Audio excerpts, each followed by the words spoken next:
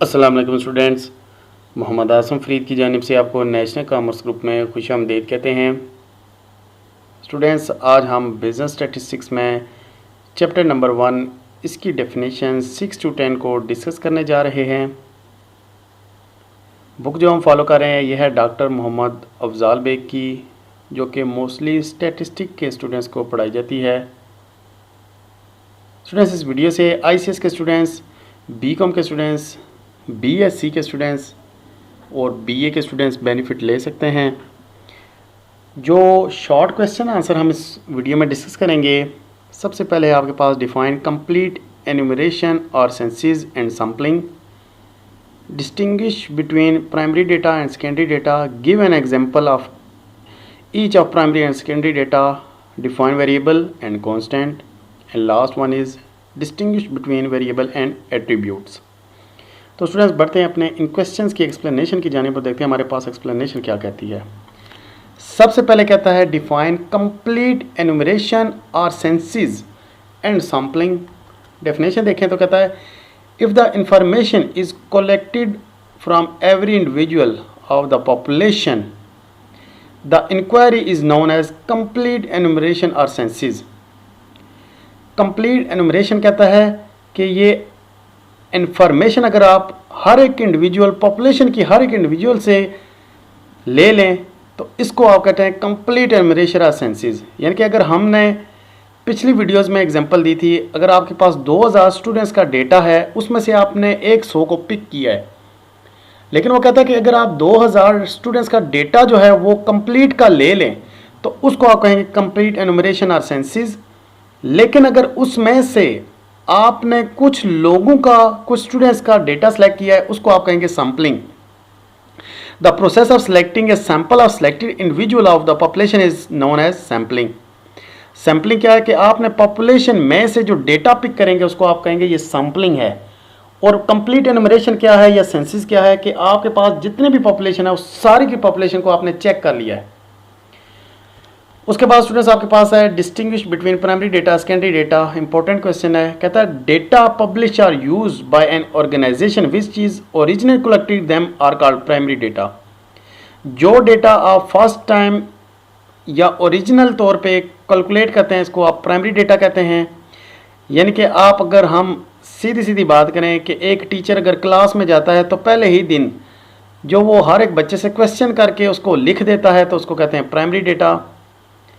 Secondary data से मुराद है द डेटा पब्लिश्ड और used by an organisation other than the one who originally collected them are known as secondary data. जब आप पहले दिन के डेटा को छोड़ के बाकी के जो डेटा को यूज करेंगे उसको कहेंगे सेकेंडरी डेटा। मैंने एग्जांपल दी कि पहले दिन अगर आप, एक टीचर क्लास में जाता है तो हर एक स्टूडेंट्स का नाम पूछता है, एज पूछता है, उसकी बाकी के पास्ट पेपर्स, पास्ट एग्जाम्स के मार्क्स पूछता है, तो यह है प्राइमरी डेटा। उसको वो जिस फॉर्म में भी एडजस्ट करेगा उसको कहेंगे सेकेंडरी डेटा।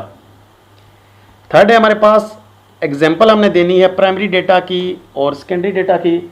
सबसे पहले आपके पास कहता है कि the data in the population census report are primary data because these are collected and publish by a population census organisation.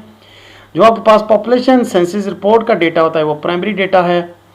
और उसके बाद the data in the economic survey of Pakistan और सेकेंडरी डेटा, जो आपके पास इकोनॉमिक सर्वे का data है वो आपका सेकेंडरी डेटा है because these are originally collected by agencies like Federal Bureau of Statistics. जो आपका इकोनॉमिक सर्वे ऑफ पाकिस्तान का डेटा ये आपके पास सेकेंडरी डेटा होगा, क्योंकि ये फेडरल ब्यूरो ने कलेक्ट करके उसको ऑर्गेनाइज किया होगा प्रॉपर वे में। उसके बाद स्टूडेंट्स हमारे पास नेक्स्ट क्वेश्चन है, क्वेश्चन नंबर 9। कहता है वेरिएबल और कांस्टेंट, इसमें फ़र्क क्या है, या define variable and constant. Definition कहती है a measurable quantity which can vary from one individual or object to another is called an variable. जो क्वांटिटी आपकी person to person, place to place vary करे उसको आप कह सकते हैं ये वेरिएबल है। और दूसरा कहता है एक quantity which can assume only one value is called constant. जिस वैल्यू की, जिस चीज़ की वैल्यू आप अज्यूम कर सकते हैं कि ये सिंगल होगी उसको आप कांस्टेंट कह सकते हैं।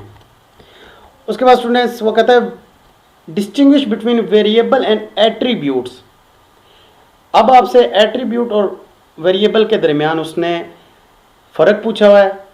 डेफिनेशन कहती है characteristic which can be measured numerical is called variable, like weight हो गया, एज हो गया, इनकम होगी। जिस चीज़ को आप न्यूमेरिकल मेजर कर सकते हैं उसको आप कह सकते हैं ये आपके पास वेरिएबल है।